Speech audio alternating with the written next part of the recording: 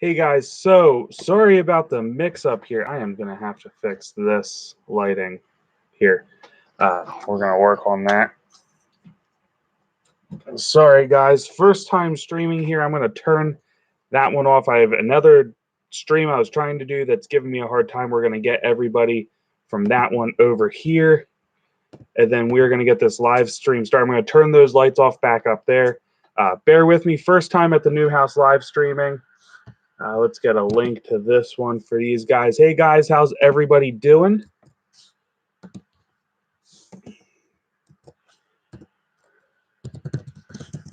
The new live feed. Sorry for the mix up. See, everybody's got some comments here. All right.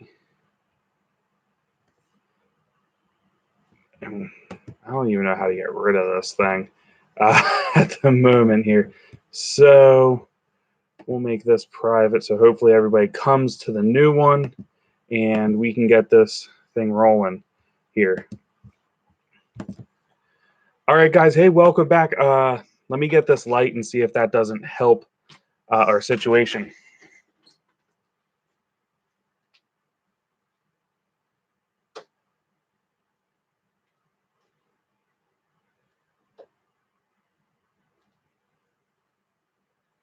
All right.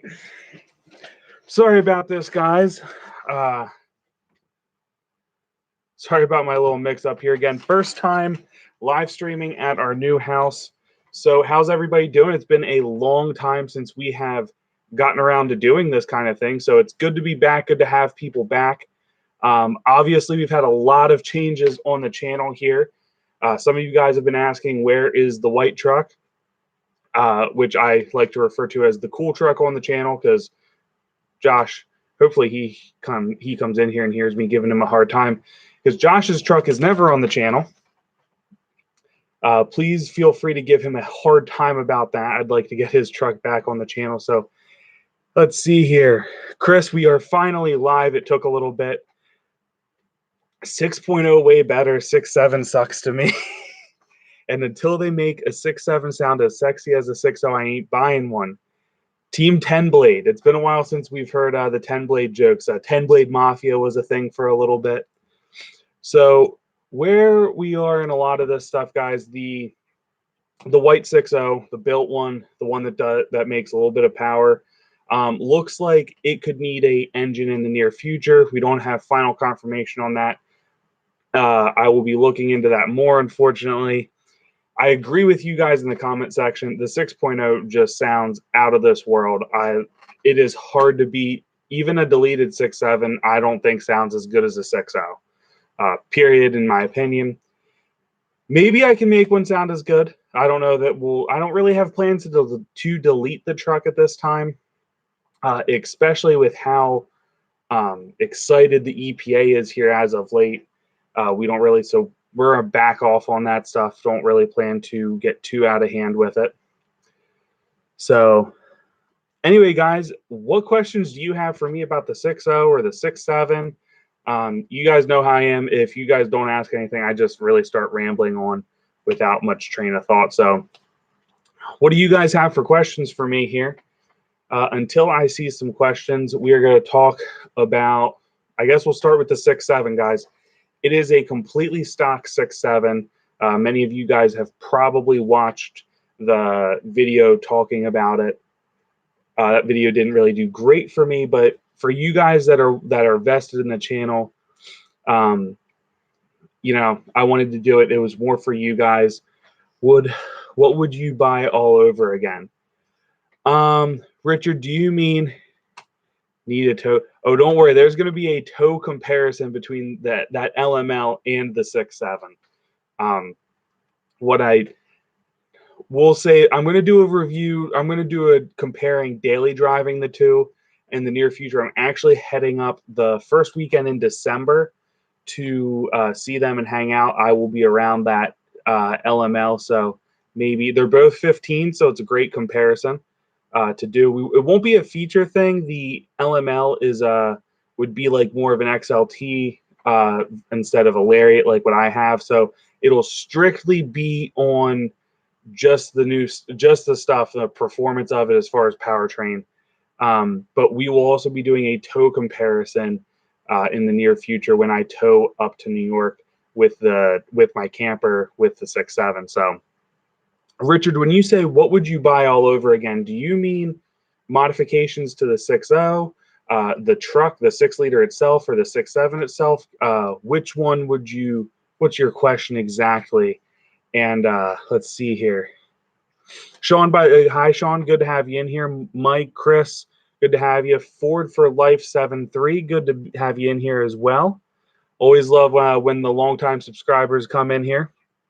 I was going to get a 6.7 after the insurance totaled my 06. I bought the 06 back. Going to get the frame straightened out and fixed it. Yeah, dude, sorry to hear about your 6-liter, brother. That sucks. That's just rough to go through that whole process. But glad to hear you're getting it back and making it great again. 7.3s are turds. Any of you guys that have seen me work on my old man's truck know I kindly refer to it as Project Slow and Steady. So it normally gets him a little riled up. I love 7.3s though, don't get me wrong, but I do give him a hard time about the 7.3 not being the fastest truck on the road. His is slightly modified. It's got injectors in it and a tune, and an air intake, nothing crazy. Maybe down the road we can get him to purchase a turbo for it. That'd be pretty cool. But let's see here. There was a question I missed. Is the 6.0 quicker? Chris, my 6-liter smokes my 6.7. It's not even close. That being said, a deleted 6.7 smokes even a slightly modified or a relatively modified 6.0. I'd say to make a 6-liter be competitive with a 6.7 deleted, a 6-liter probably need like 205/30 injectors and a 66 millimeter VGT turbo and a built transmission to go with that. But the built, excluding the reliability aspect of it, the engine would make enough power. You need a fuel system for that as well on the 6-liter to be competitive. So that would be a really good race between those two trucks. So, but yeah, my 6-liter smokes my stock 6.7 all day long.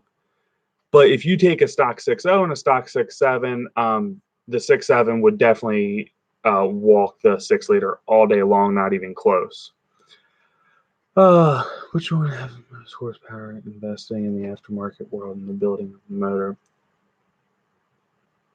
Mike, can you reword exactly what you're asking? I'm not 100% sure. Are you saying which? I'm just not sure what you're saying. Reword that. I'll happily answer that. It's simple. What would you buy, a 6.0 or a 6.7? So that's hard, and that really depends on where you're at. If you can afford to buy the newest, the latest and greatest, 6.7 all day long. You can modify it. How far you want to modify it, depending on legality stuff. It's got more creature comforts. It's a better overall around truck. It's got more issues in the sense of there's more stuff to go wrong, but they've been really reliable. Excuse me. 6-liters. I love 6-liters. I'm a big fan. The 6-liter staying on the channel. 6-liter is not going anywhere. But yeah, as far as buying one versus the other, it really depends what you want. If you want to build a race truck, I think 6-liter is a platform that's a little easier to do that in, especially right now with all the EPA BS going on. You won't have to worry about that. So something to keep in mind if that's what you're doing. But 6.7, man, they're good trucks. I've done a lot of research here lately. And if anyone has watched the newest video out on the 6.7, which year's the best, compared to, it's just a newer system, guys. That's all I can really say. They're both great trucks, and it really depends on your budget. I always say buy as new as you can afford.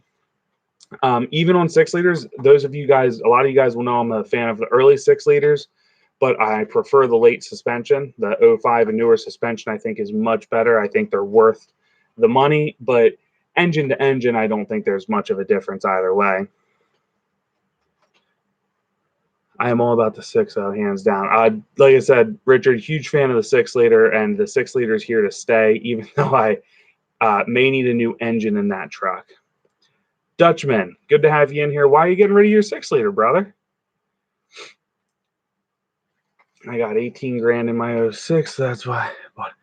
Dude, Ford, I hear you, man. That's a lot of money. I have a fair amount of money in mine, and if something happened to it tomorrow, I'd probably turn around and buy it back too, especially if it was only going to cost me that much. You like the exhaust brake? So, Sean, the exhaust brake on the 6.7s are awesome. Now, I do want to quick talk about this since you did reference that. A little technical aspect of the exhaust brake on the 6.7 is it's more aggressive in the 15 and newers because the larger turbo, they're able to have a little more aggressive of a exhaust brake feature without overspinning the turbo, which I apparently it was prone to in the early ones with that twin scroll design. It's a super small turbo. It's like a 52 millimeter twin scroll compressor wheel turbo that works well down low, but apparently lacks some of the other features up top, and it has a less aggressive exhaust brake. But I'm loving the 15 exhaust brake. It is awesome. I haven't released the brake video. So I bought the truck and it was a complete disaster. It has called, I'm like $3 grand into fixing everything that was wrong with it. Now, other than 2 engine oil leaks, it was nothing major with the engine. It's all been suspension, front brakes. Those front brakes were super. Excuse me. I made sure I was prepped with some water for this because I haven't done one of these in a while, so I figured I'd need a little water to keep going. But the brake system on the front was awful. I have that on video. I do plan to release that video, but while there's some other stuff going on, I am waiting until I actually release all of those videos, especially the brake one, because the brakes were really, really bad. And quite frankly, in my opinion, very dangerous to be driving on. The exhaust brake feature, however, made me able to stop in a safe distance. And the new trucks do stop on a dime, dude. These brakes, like when I do the rotors and everything, they're so much bigger. And I noticed that on my 05 axle, how that it's not just diameter of the rotor, but it's thickness of it. And they are big, big rotors, and they're heavy. There's a lot of metal there, so it dissipates heat better in hard used conditions. But now with the exhaust brakes, they are impressive. Now, your question itself, Sean, was, is it worthwhile to put one on a 6L? I want to do some research on this. There is some features on the 6-liter. You can have they reference it as a Jake brake. It's not a Jake brake. But basically it does something similar. It uses the turbo to help slow the truck down. I do think it's worthwhile. I want to look into that more and kind of investigate the whole exhaust brake stuff for 6-liters, because again, we have Josh's tow build going on. I know we haven't been great about getting Josh's truck on the channel. Please harass him about that as much as you guys want. Comment on every video if you want. But I do plan to get his truck going. We're going to do a 6.0 tow build versus 6.7 tow build and try to compare the two. For those of you guys wondering, is it worth the money to step up to a 6.7? I am going to reference it as an upgrade. It is, in Josh's, in my instance, it's 11 years newer. It's got a lot of cool features. It's also a lot of features to break. So, but I am going to reference it just as an upgrade from the 6-liter. I'm not giving the 6-liter a hard time, but you have 11 years of advancements, and it's got a whole different injection system that is pretty impressive in what it does. So, Sean, I can't completely answer that. I'm still looking into exhaust brake stuff for 6-liters. Short answer, if I got a new tow tune today, I would probably have them integrate the Jake brake stuff. And Josh and I have loosely talked about tow tunes for his truck. and that we plan to essentially have that implemented on his truck. Excuse me again. I will say one thing. In my head, maybe I'm wrong on this, but if you have increased back pressure coming out of the cylinders, it means there's probably some higher pressure in there as well. And I'd be worried about that strain on the cylinder heads. So I'm not saying it would increase your likelihood of blowing a head gasket if you're not studded, but just something to consider and maybe investigate a little bit yourself. If, Josh's truck isn't studded. We have no high horsepower plans, just a nice solid tow build plan for that truck. And, so that's kind of where we're at with that, though. If anybody in this knows more about 6-liter exhaust brake stuff, please drop those comments and statements off here, and maybe someone has some experience. I've heard good things about the Jake brake function on the 6-liters, which again is not a true Jake brake. It's just the closing of the turbo vanes to help increase back pressure to slow down. Oh, what motor making first? So, Mike, I don't think anybody. There are people pushing 6.7s. 6-liters. I mean, gosh, I think Warren Diesel pushed his 6-liter to like 1900 horsepower. Something like that. I'll have to check that. I try not to be on my phone when I'm doing these. Can somebody check up what Warren Diesel did at Ultimate Power Challenge, I think it was, when they did that? He put something ridiculous down.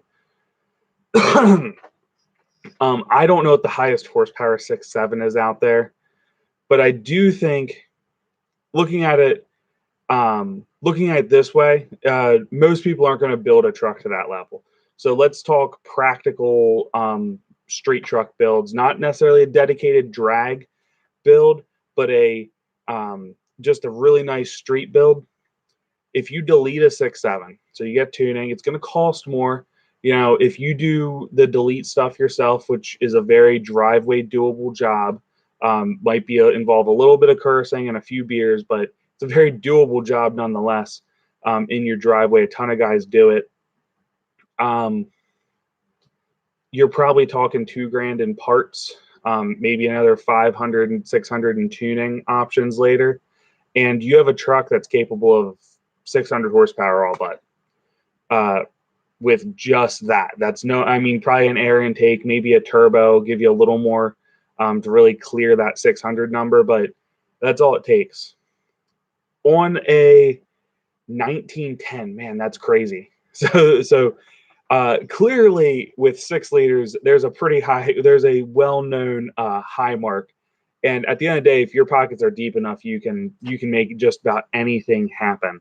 So bear that in mind. But if you look at practical builds, man, I just know that practical builds, they're probably, I think the 6.7 wins. You have a higher starting point, probably, don't hold me to this, I don't know what they dyno, but probably about 380 to the wheels on stock tuning for a 15 or newer 6.7.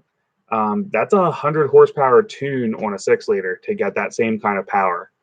So, that's something to consider. You're starting at a much higher point. You can still get 140 horsepower tunes for a 6.7.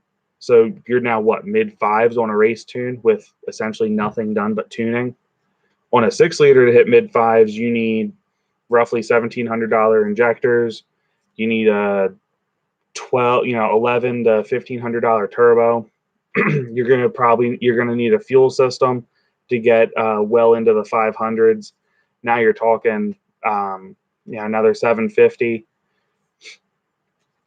Stuff to consider. I'm not saying don't hold me to all those figures, but stuff to consider.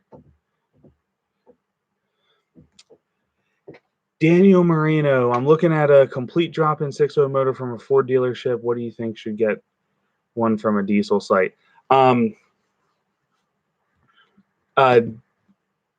I'm a huge Kill Devil Diesel fan. Full disclosure, he has helped me with some parts Not full sponsorships, but he's been very kind to me on this channel. So just full disclosure, I am biased, but Jared at Kill Devil Diesel. I also like his name. My name's Jared. Yeah. But on a very serious note, he is responsible for some of the highest horsepower 6.0 power strokes out there in the country. He built Keeters. You know, everyone's using his Kill Devil Diesel cylinder heads were, I mean, they were before their time. A lot of people shortly after started with similar things. You know, everybody was kind of knocking these O-rings, whereas Jared was like, no, this is the solution. And lo and behold, now they're all over the place. You can't get rid of them. Everybody's using O-rings, and they're using his same designs and or similar designs, I should say. You know, not to say that I want to say there's like 3 really good builders out there. Kill Devil Diesel is my number 1. I recommend them. If I need an engine for my 6-liter, Kill Devil Diesel. Choate Engineering, also a Diesel Doctor of Tennessee, same company. They do some really nice stuff. They're really pushing the envelope. And Asheville Engines has a good reputation. Nothing against Ford, but I mean, God, you buy a Ford engine from Ford and have them installed, you're probably looking at 15 grand. Whereas if you buy one of these, Asheville is going to be your cheapest. You still get some really cool options. You can get O-ringed heads. Oh, that's true. If you're anywhere near Super Duty service, I would consider Super Duty service. It's not going to be cheap, but I will tell you, you are getting a quality product that he stands behind. Anthony's awesome. I have no affiliation with him whatsoever, but you can literally see all the work he does because he posts it on YouTube. I mean, I'm pretty certain there's a little bit of a wait to get to him because he's built that good of a reputation with what he does. If not going to somebody like him is, if not getting to him is a possibility, I understand. If you're in the Lancaster, PA area, I would highly recommend Diesel and Automotive. He's who has worked on my truck. He does great stuff, great guy, and great to work with. But those are the 3 builders I would recommend if you're just going to have a shop drop one in. I don't know that Ford will drop that engine in for you. Fair warning, it's nowhere near factory. On any of them, all those guys, you're going to get a camshaft, which is a great upgrade. You're going to get a better cylinder head with better sealing capacity or clamping force capacity than just standard head studs. I would not put a standard Ford 6.0 in my truck ever.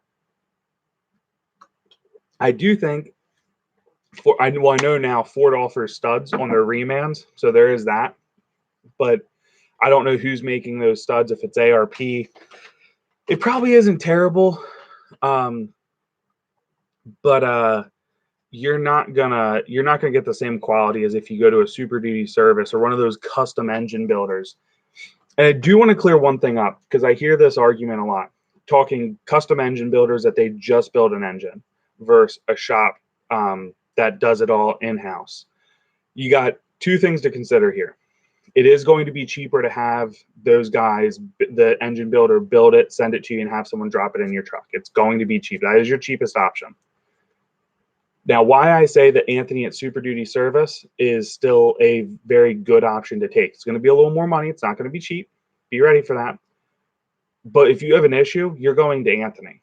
So if you're in that area, like, I recommend him because I know he stands behind his work. Dude does not have unhappy customers. I can't recommend him enough from what I see. If you do have a problem, he's going to take care of it. He's going to make it right. I do not on this channel take telling people to go to certain places lightly. The few of you guys that come in here and offer and ask my opinion, I'm going to lead you guys in as right of a direction as I can. Anthony isn't sending out drop-in engines from what I know.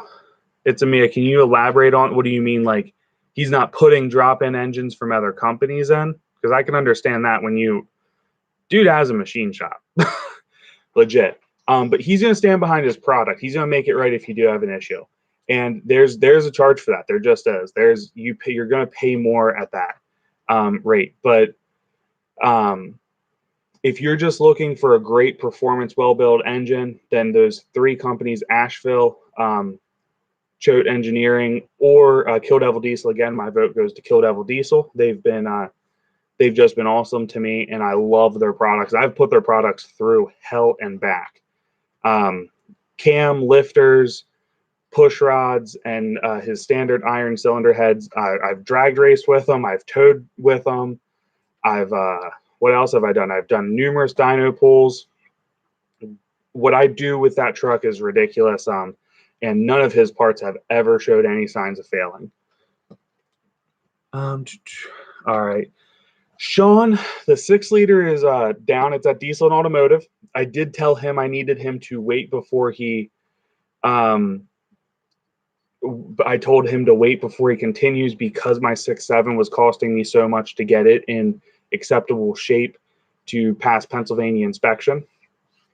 Thanks to that car dealership for selling me a truck that they said was in inspection shape and is not. But anyway, no harping on that right now. So what we lost compression on cylinder number 7. We're basically considering, I don't think it's a cylinder head. It's not acting like it doesn't sound or act like I have a valve issue, but it doesn't sound good. And I definitely lost compression. He pressure tested I believe it's cylinder 7. No, it's cylinder 8. Cylinder 8, I believe, lost compression. I think it's like 80 PSI. It's supposed, and he tested cylinder number 6 right in front of it at like 360 PSI. So pretty significant drop. The truck does run. It doesn't run well. And I don't want to do any more damage than is already done to the truck. So the 6-liter is waiting for me to give him the go-ahead. The next step is he's going to put a scope in it and see if he can see a cracked piston or rings, or if there's any scoring on the cylinder wall that would indicate where we need to go next. But very good chance we're looking at maybe needing an engine. If best case scenario is it cracked a piston, it damaged nothing else, and piston can just be replaced and call it a day. That's still probably $2,000 to $3,000 in stuff, which at that point is when I'm going to consider if I just save up a little longer and have a engine built for the truck is what I'm thinking. I'm not 100% sure I will go that route, but that is what I'm considering doing here, depending on what we find. If it's a cylinder head issue, I don't think it will be, but if it's a cylinder head issue, we'll get a new cylinder head on it and keep on driving. Hopefully that's not it.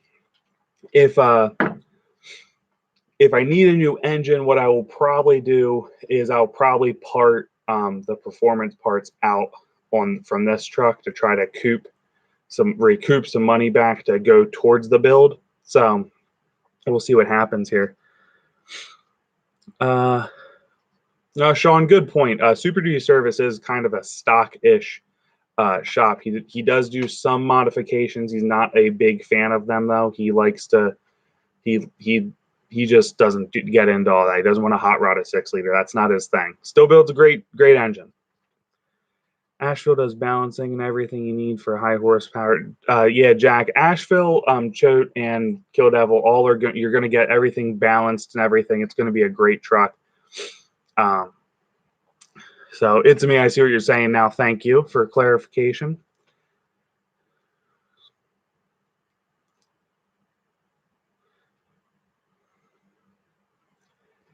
Daniel, I wasn't 100% sure. I was pretty confident in that price quote, but you never know. To put it in respect, my truck was completely gone through, my white truck. Now, I didn't do rods or pistons or rocker arms. They were all reused and still in there, and I believe, are what's giving me issues now. If you go through one of those builders, I know Kill Devil Diesel, you're getting new rods, new pistons, and I believe their long blocks come with new rocker arms as well. Expensive product, but you're getting essentially as close to a off the assembly line new engine as you can get. For all intents and purposes, it is a new engine, and that's why I recommend them. The other two builders I referenced may do the same thing. They may do things better. I don't know. I don't want to sound too biased here. I am biased towards Kill Devil Diesel, but I know those other two manufacturers have excellent reputations for what they do as well. And those are the three builders I just hands down recommend. And what I was going to reference is for all that work I went, or for all that stuff I had done, that was don't quote me, $10,000 to $11,000. That included. Good night. That included all new bearings for the pistons and cam bearings, main bearings, lower connecting rod bearings as well. So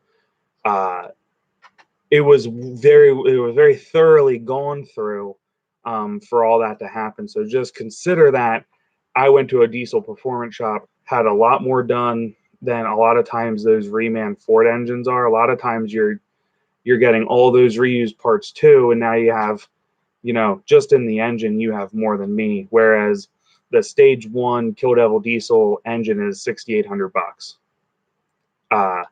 Plus shipping, I think, is probably going to be, could be around $500. But you're talking a fair amount less than the Ford engine, whereas you can have a performance engine put in your truck, blueprint, everything, machined, ready to go with upgraded parts, and have it installed at a shop, and you're still probably not going to be at that Ford price for just the engine. Or, I mean, you should be under it at that point, in my opinion.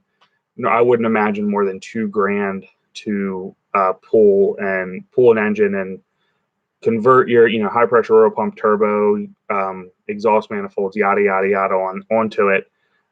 Should be about $2,000 all said and done, and that's still, there should be some leeway in there. Upgrading the injectors in a 6.0, will this lead to problems? Deleted 6.0. No, in my opinion. If you're studded on a 6-liter, I'd recommend upgrading injectors. There's no reason not to. Now, my view on what injectors to upgrade on a 6-liter, that is a little different from a lot of guys. I think there's 3 injector sizes that cover 95% of 6-liter owners. People looking for a modest increase in performance, yet they're not looking to hot rod anything. They just want a little power bump, run a slightly larger turbo. I recommend a 175 stock nozzle injector. That's actually what's in my truck. It is proven to do well into the 500 range, about 520 horsepower. It's a 7,900 pound truck that's run 13.6 at the track. So that was like 98 miles an hour. So we're in the 500 horsepower range. No doubt in my mind, on a very mild injector upgrade.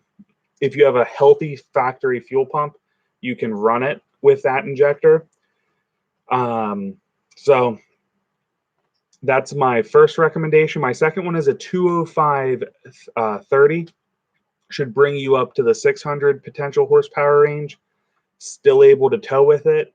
On a reduced fuel tune, you can run a slightly larger charger if you'd like. In my truck, I have a 66 millimeter VGT. At a 205 30, I would recommend that charger. At the 175 stock, I'd recommend their 64 millimeter charger. Still a great charger that Turbo Time USA sells. And the next one would be like is it a 255? I'm drawing a blank. My next step up would be like a 255 75. And then I'd say, is where you should consider. You can either go to the largest VGT chargers out there, or a 369 would work really, really well with that, and have just a super fun truck. So that's my belief in injectors. That being said, when you get to a 205 or a 250, 255, whatever it is, you're going to need you're going to need fuel systems, you're going to need transmission built. I definitely would service the rear end just to make sure everything's healthy in there and well lubricated with new fluid and stuff, because that's a lot of strain on all those components at that build level. 205/30, you're talking 600 horsepower range. Sean, I completely agree. A 190/30 is a great setup. My preference is to have a little bit bigger of a body, but a 190/30 is a excellent injector. What sells me on a 205/30 over the 190/30 is I think it's like $100 difference. It's not a whole lot to go up to the 205. And then when you have that extra volume behind it, what it does is it's going to create a higher injection pressure because it's pushing through that smaller nozzle. So it's going to atomize the fuel better, giving you a cleaner burning truck and a more efficient vehicle. So you're better fuel economy, you can still make power, and less smoke while driving. I'm a big fan of that. That being said, a 190/30, if there was a sale on 190/30s when I'm looking over the 205/30 that makes it say $300 cheaper, I'm buying 190/30s. I just think for the very small price increase of a 190/30 versus 205/30, it's worth the extra money. But again, 190/30, great injector. I do completely disagree with a 175/30. I think it is a dumb injector size. People will like get angry with me for that idea. It kind of cracks me up. But the I do not feel a 175 is large enough to warrant a 30% injector, and definitely not a 75% injector. But where you'll see the restriction in the 175 is a 175 down low will flow a lot more fuel than a stock one. It's like over 3,000 RPM that the stock nozzle becomes a restriction on a 175, but down low, like your usable range for daily driving and even a lot of towing, you're going to feel the extra power and you're going to love it. Let's see here. I think I am a little far behind on the comment section here. Upgrading. Nick, Kill Devil Stage 2 long block with aluminum heads. Nick, are you trying to guess the next engine for my white truck, or recommendations, or what my thoughts are on it? I think it's an awesome, I mean, as far as thoughts go, it's a great engine, and if you can afford it and you're looking at it, I highly recommend it because you're going to love that setup. The aluminum heads from Kill Devil flow more than the iron heads right out of the gates. So that's a big thing to consider. They are a little more money. Kill Devil, I think, is still running a special for his Stage 2 CNC port on the aluminum heads. I think like $3,800. They're normally $3,200. So for $600 more, you get an awesome port job. That is a freaking steal. I know that's a lot of money, guys. I don't want you guys to think I don't think it's a lot of money, because it is a ton of money. But that's still a heck of a deal, because I think typically that's like a $6,000 set of cylinder heads. Port work is not cheap. Sean B, what is up, fellow Powerstroke owner? I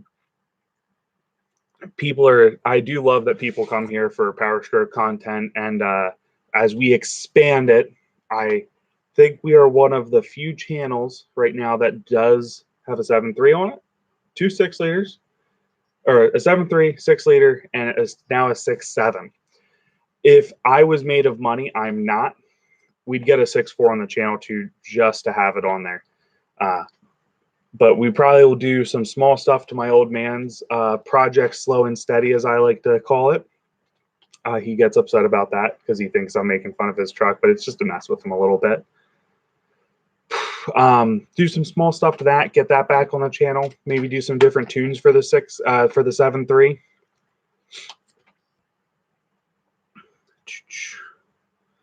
190s are good for 600. A 190/30 to a 205/30, very, very mild increase. It is. I'm not gonna lie. I still prefer the 205 in my opinion. It's a better overall injector, but I do still prefer the 205/30. Again, if I can get 190/30s for $250 cheaper or $300 cheaper, definitely worth it, because you're not gaining enough to warrant $300 in my opinion. but I think it's like $100 difference. That's worth it. Sean B, 189.29. When you build that injector, I'll run it. 175s are a waste of money. You don't like 175s, Chris? Can you tell me why? I'm interested to hear why. That's you wouldn't be the first person to feel that way, that's for darn sure. Sean, I really want to tune my Fickum. I want to tune the Fickum in my 6-liter so bad. It irritates me that the thing's down because it was something I wanted to do. And now here we are. The white 6-liter, the ultimate daily driver, as I like to refer to it, will be getting a Fickum tune when it's back in action. Not a doubt in my mind.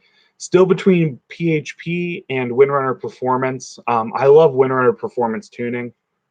I'm leaning more towards PHP because that truck is going to be, the goal for that truck is becoming more of a higher horsepower truck. I'm not looking to break any records or break any track times, anything like that.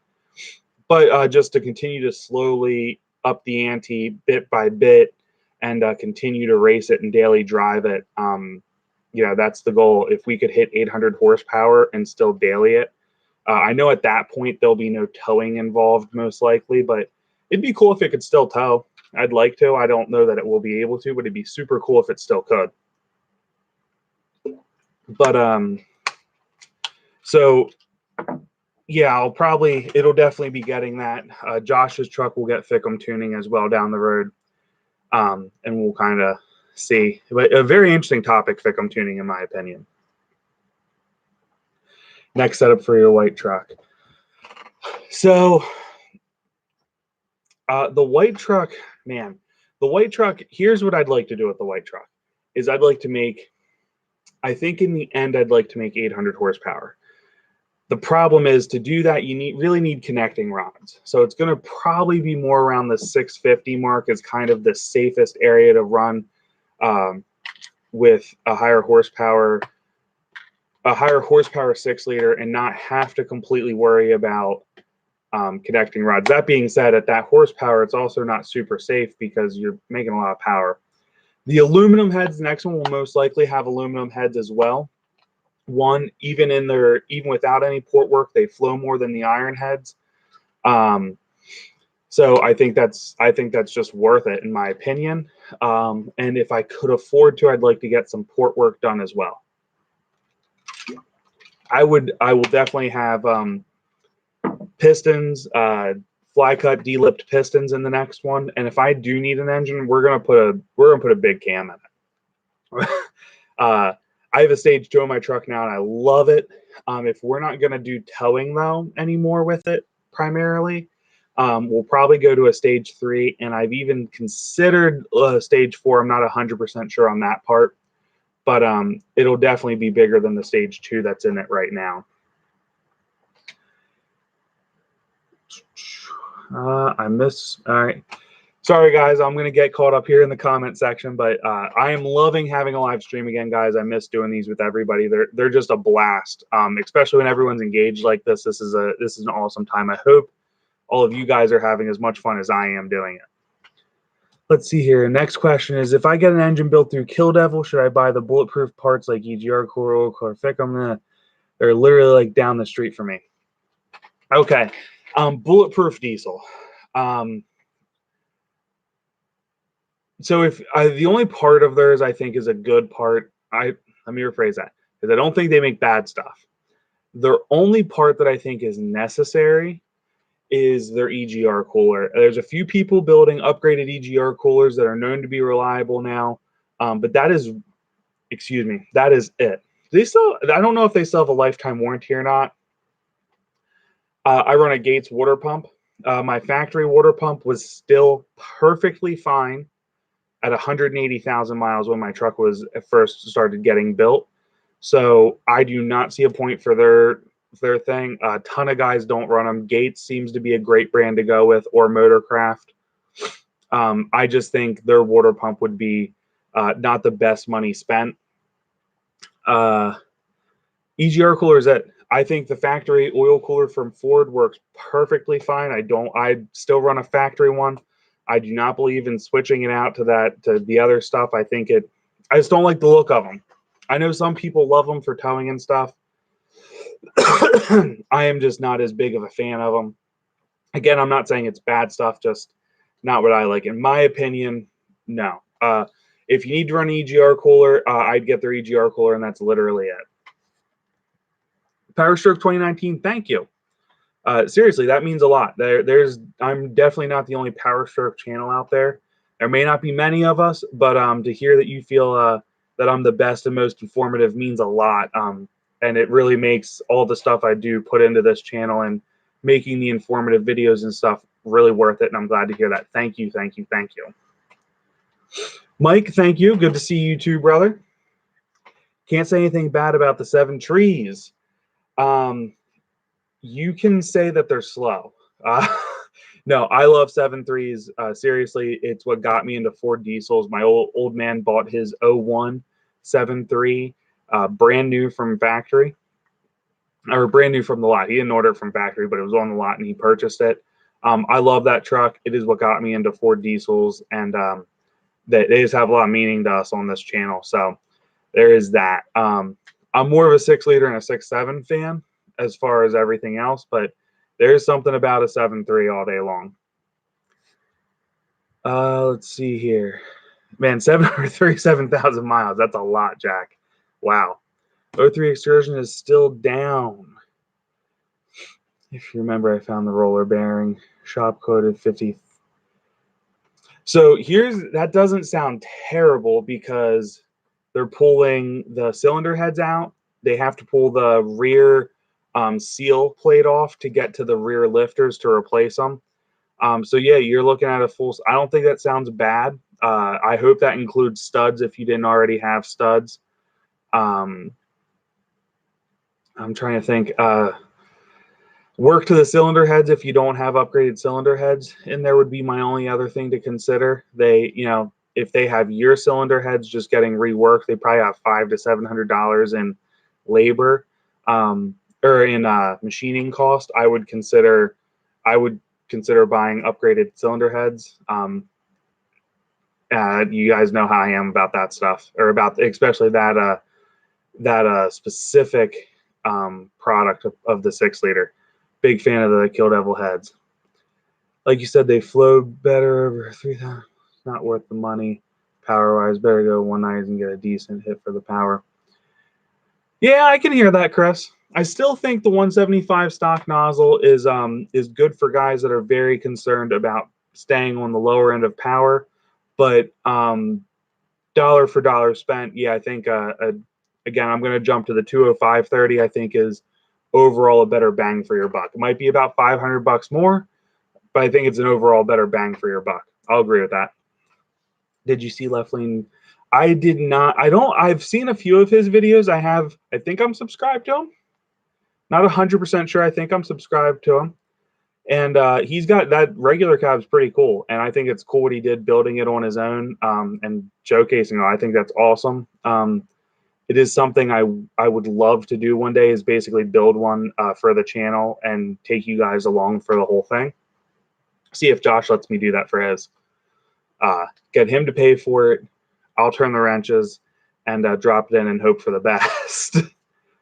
That's a big job, though. I was pretty impressed with that because that is a lot of work and that is a lot of stuff that you need to be very specific on to not mess up. And he pulled it together flawlessly, made it look easy.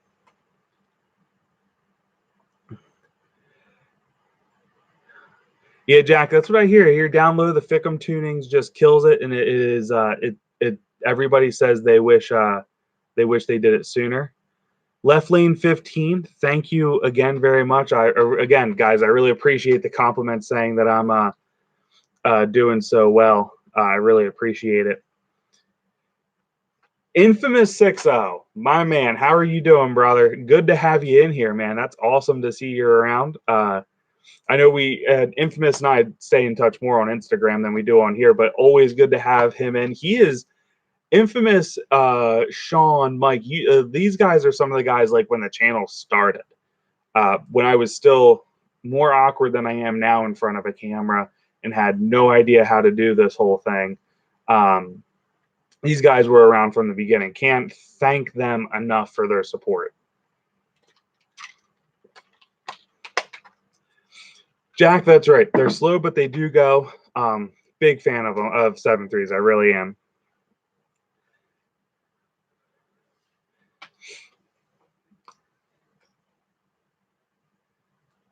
Before your videos had audio. There were some rough times for the initial videos. They not my finest work, to say the least. So what do you, here's a good question. What do you guys want to see with, you know, so you guys have seen me do a, we'll call the white truck a street build. It's going to get a little rowdier than a street build. You guys have seen that. What are some of the stuff that you want to see for the next build? I'm pretty excited about the 6.7, even though it's been a giant pain in my butt so far. I'm not going to lie, I've even considered selling it to get a different one. However, before I could even consider that, I needed to fix it and make it safe if I do sell it to the next person, so I can at least feel like they're getting a better vehicle than I did, and that way I can sleep at night.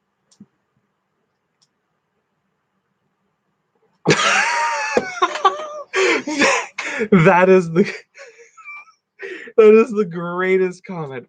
I've subbed ever since Josh actually was on some videos. That is hilarious. That is too funny. Sean gets comment of the night, hands down. I subscribed ever since Josh was on the channel. That's funny. Mike, I'm going to say a mud truck is currently out of the equation for my 6.7. That's not happening. Now, Josh did acquire a Ford Explorer that he wants to turn into a little off-road build. I actually have a light bar upstairs for it.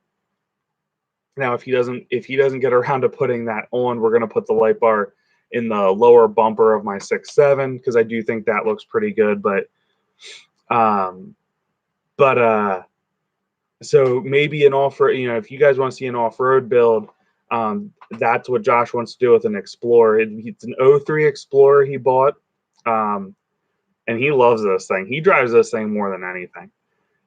So hopefully we can get him to do that and put that on the channel. I think that'd be pretty fun for people to see. And something, you know, some of these diesel builds, they get out of hand, and it's definitely not my smartest of financial choices to do some of the stuff I've done. But, you know, it's fun. It's what I love to do. I'm very passionate about it. And, you know, I feel very happy to be, you know, to be in the diesel community and have the following that I do from you guys. I can't thank you enough. So I think with the Explorer, I think what's kind of cool about that is it's something that, you know, a college kid can get behind because it's relatively cheap in comparison. And I think that's something that this channel kind of does miss at times. For some people, I know one of our longtime subscribers, Powerstroke bloke, just bought a Jeep. I saw on Instagram. I know he loves the Powerstroke stuff. I know he loves this channel. You know, he's been a huge supporter of ours, but at the same time, he can relate better to what we might do with Josh's Explorer. You know, so I do want to do some stuff for that and for those guys to that support us, yet do something kind of geared towards something a little cheaper to do and a little easier. So, and get people passionate about turning a wrench. Bloke. Yeah, where's he been? He's been missing a little bit. I don't even think he's commented on the video I posted earlier today. That video's been up for over 12 hours now, and he hasn't commented yet. He's slacking. Maybe he must have found a girlfriend or something. I don't think he's been working this whole time. I think he's lied to us. But oh, Sean, that comment's funny. Ever since Josh actually was on some videos, Josh got scared when Jared started building his truck and disappeared. Much respect to the both of you, great people. Infamous, again, thank you, man. I really appreciate that. It was funny when I started doing the build. Josh stopped talking about wanting to race the 6 liters, And if you guys remember in like the third video we put out, which was actually our introduction video to the channel, where we were just clowning around one day when we made it, had a ton of fun making it. It was super fun to make that video. It's a joke of a video, but Josh was all about racing and how he was going to beat me, and he didn't talk about that anymore. So it's kind of funny. So maybe people can remind him of that.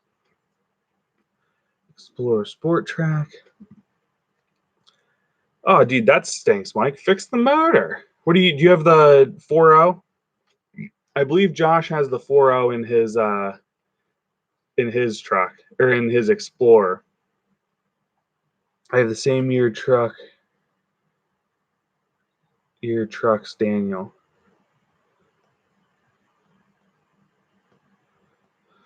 My dad's truck's my dad's 7.3 is an 01 as well.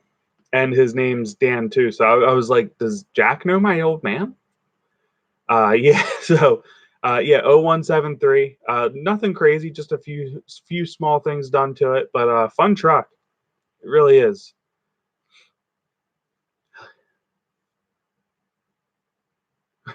Daniel, I can't make up my mind what to drive. I think your sister's been in more videos now. Sean's on a roll tonight, giving Josh a hard time. Powerstroke Blows just bought a Jeep Grand Cherokee. He just Snapchatted me. Yeah, I saw it on. I commented on. I told him he should drop a Cummins 4BT in it. That'd be cool. I think. I mean, that being said, I think that's what you should do with your 01. Your 01 Explorer Sport Track, Mike. Put a Cummins 4BT in it. That would be cool. No, though, I think that'd be cool to do that to just about anything, especially like a mid-size SUV like that, because I feel like the power to weight ratio is pretty good there. I know a bunch of people have put them in like 150 size stuff, and I think that'd be cool. I know Josh wants a Expedition one day again, an older one, and I think it'd be I still think it'd be cool in that. I don't know much about those 4-cylinder Cummins, other than they're almost identical mechanically to the 6-cylinder ones, just minus 2 cylinders.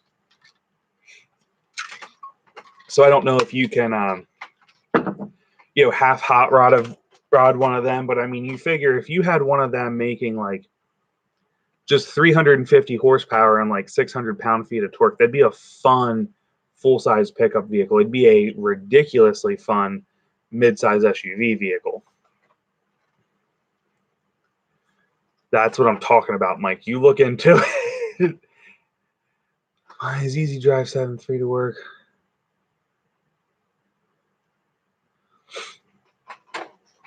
A 7.3 and a 6.0. Two good engines.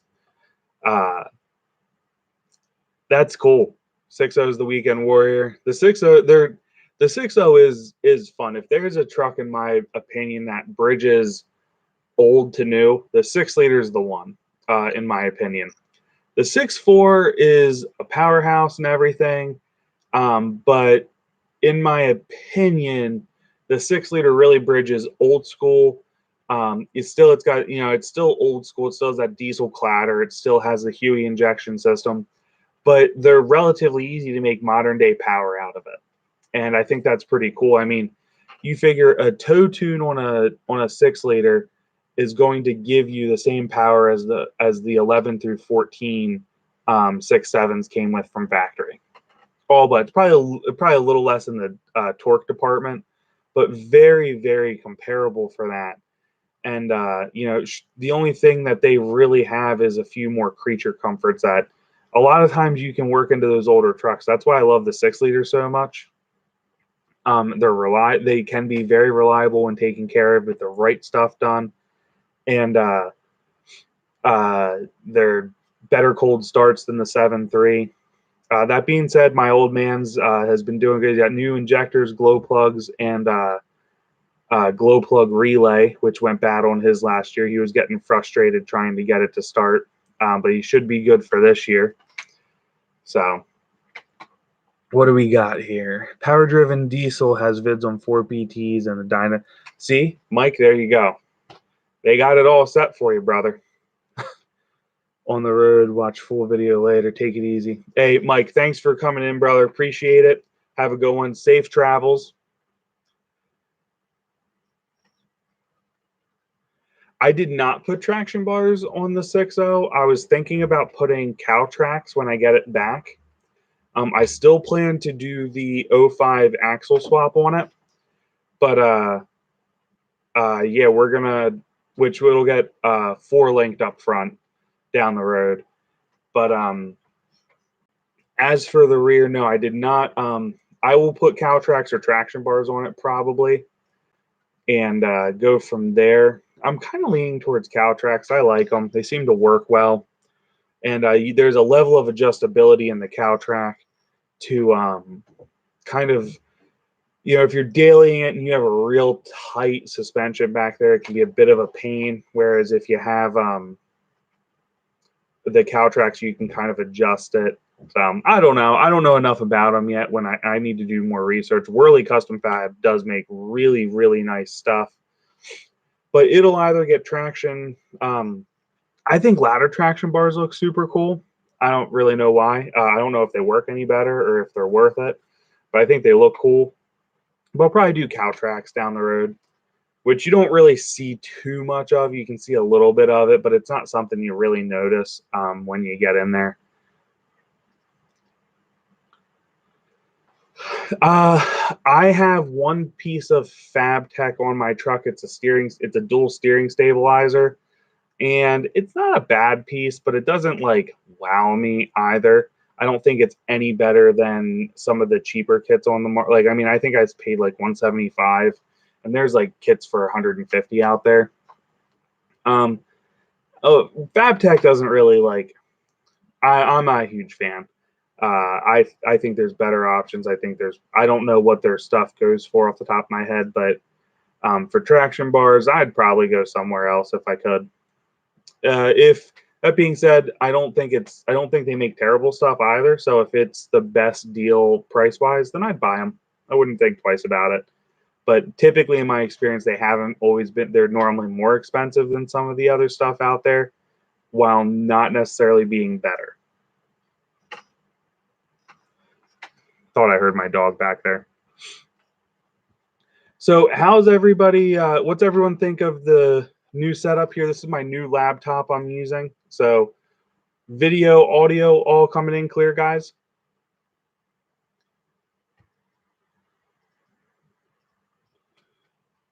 See, Whirly Custom Fab bars for $600. I highly doubt FabTech's cheaper than $600. And Whirly Custom Fab is a great shop. They make really, really nice stuff. So I feel like you'd have a hard time beating that price. I haven't looked. I could be wrong. Maybe that's not a bad price, but it sounds real. Or maybe that's an expensive price. I could be wrong, but it sounds really good to me.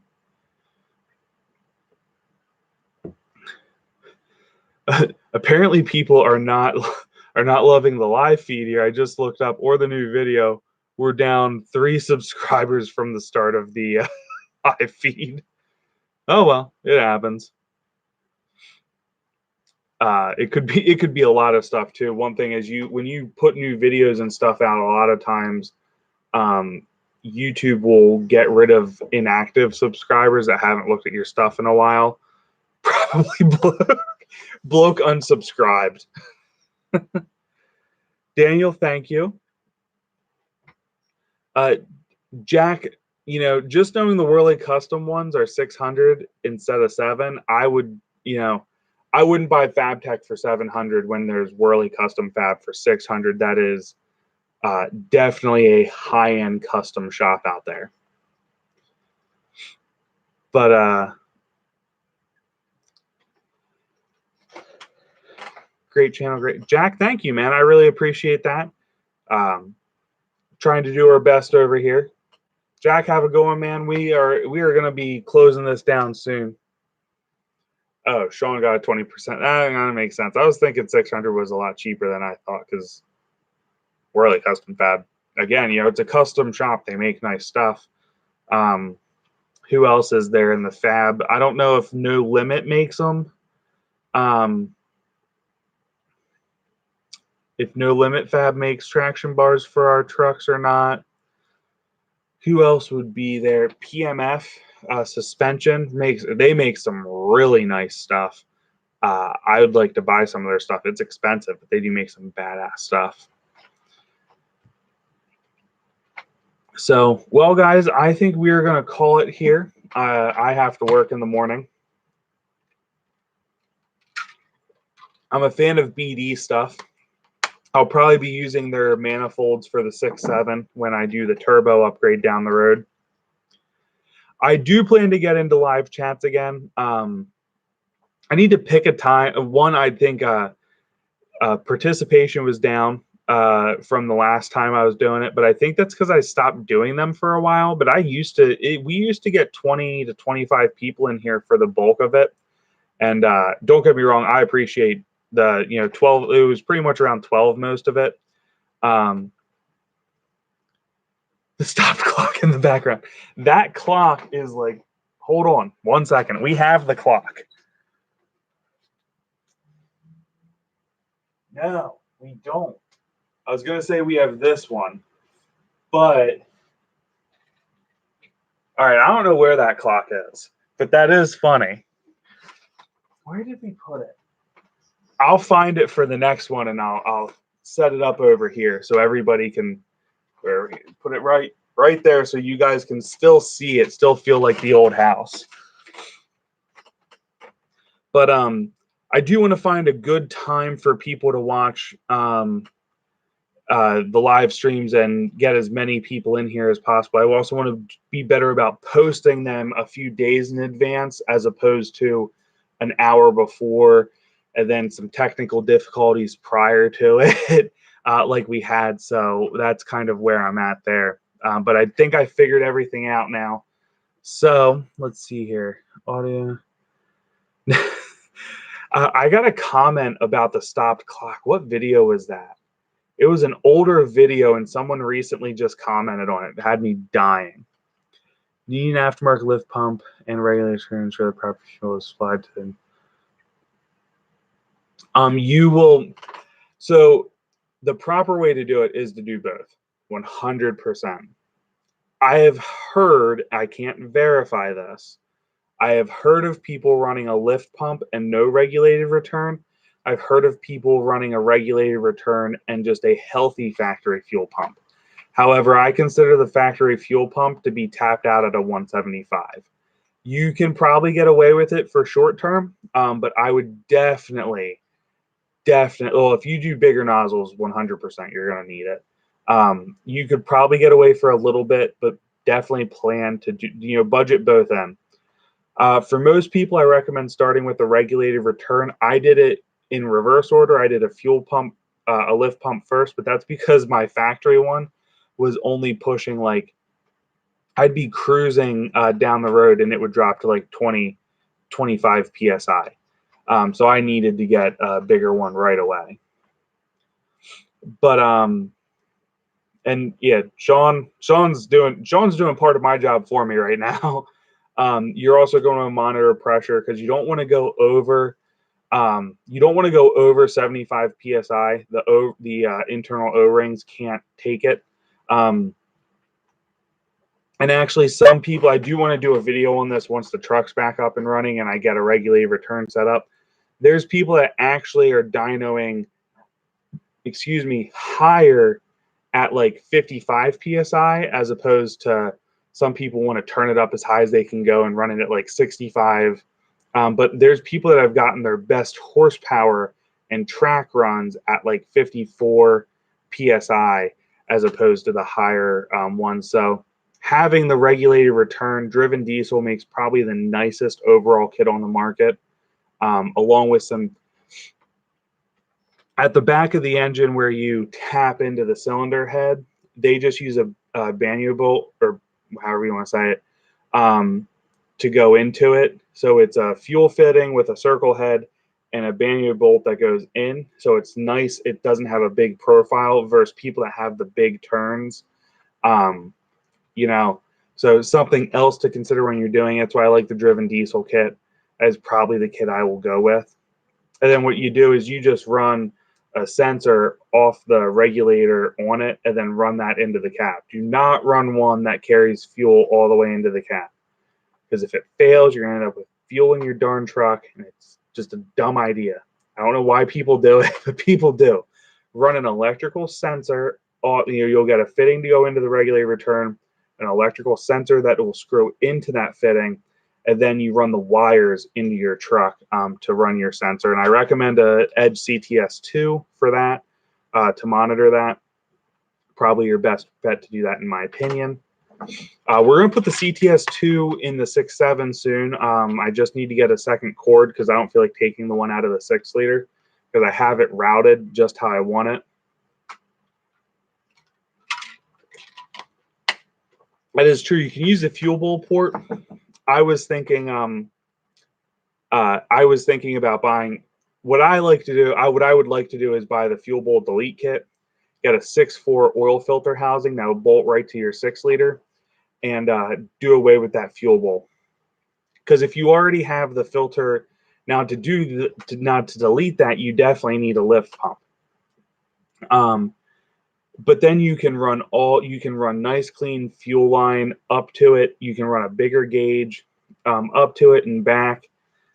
So I have bigger lines run up just to about my exhaust manifold, and then it ties into the factory stuff until I split that all up. So something else to consider there. I'm excited to know 6.7s like I know 6-liters. I know 6-liters pretty well. And I'm really just learning 6.7s. It's been fun. It's been exciting. Well, my truck hasn't been exciting because I got screwed over, but it's been cool to really start researching it and see it. And it's the 6.7's a great truck. We're going to be tuning it. I'm definitely going to tune it. We're going to start with emissions compliant stuff and see what happens from there, see how the build progresses. At this time, I do not necessarily have plans to delete it because the EPA is just, God, they're ridiculous right now.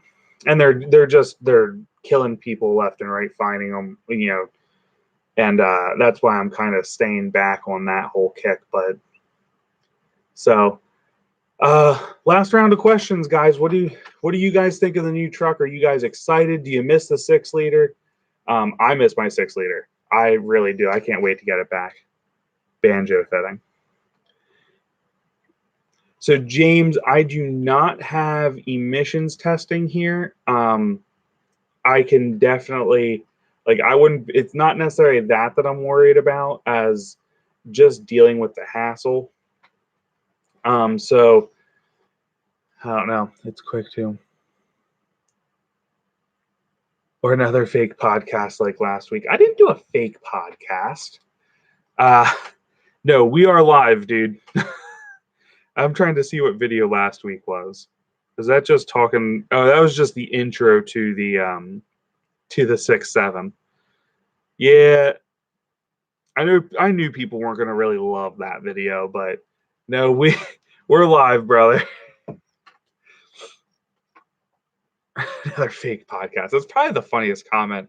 That's probably the funniest knock on one of my videos, though, or another fake podcast. What do you think of 2020 Superline?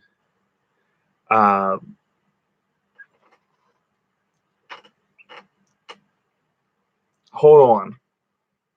Is the Tremor available with the 6.7? I thought it was only the 7.3.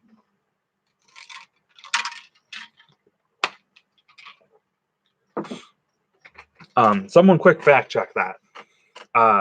Because a Tremor with a 6.7 Powerstroke would be awesome. That's freaking cool. I was under the impression you can only get the 7.3 in that. Then Rocco and the Tremor just got a whole lot cooler to me.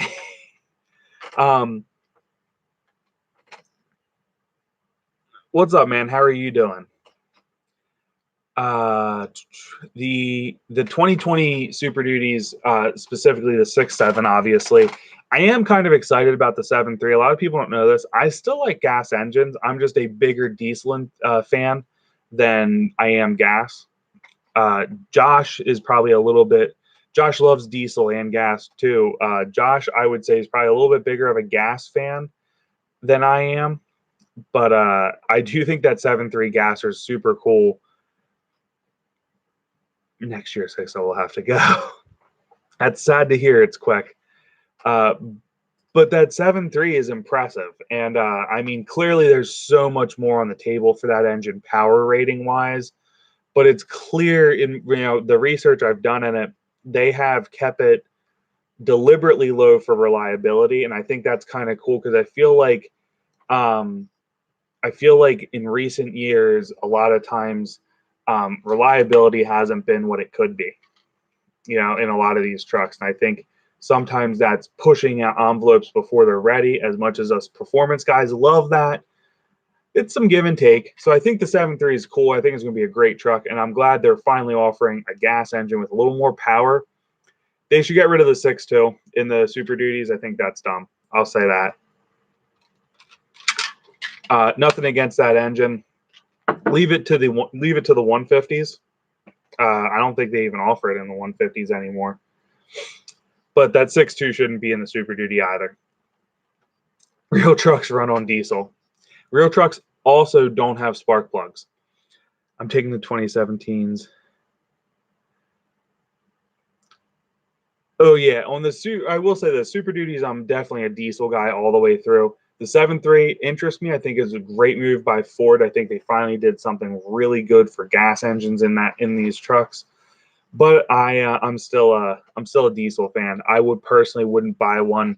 I shouldn't say never, but I don't see a reason why I would.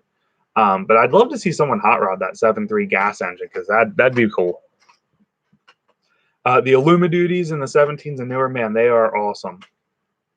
I didn't answer Powerstroke 2019 yet. The 2020 Super Duties, I think, are going to be great. I think it's awesome, but I think they started putting a lot of cool things in there. Like there's an active air dam in the front grille. If you notice, they put like little triangles on the side of the grille, and that's actually an active air dam to help cool air come in. So I think that's cool. Having some features like that is a nice upgrade for them. And finally cracking that. I can't remember what horsepower spec is on the 2020. I was a little upset when they didn't bring the horsepower up to 500 because I'm pretty certain it's under that. I would have liked to have seen 500 and a horsepower and a little over 1,000 pound-feet of torque because that would just be, let's be honest, that'd just be freaking cool. I'm sure they can do it. It's a matter that they chose not to. That kind of drives me nuts. I hope it gets like an upgrade, like a free flash to beat everybody, just to be the first. I don't think anybody has cracked the 500 horsepower mark. Let's quick bring it up here. Powerstroke specs. Let's see here. Did they not release? Why am I not seeing specs here for the 2020?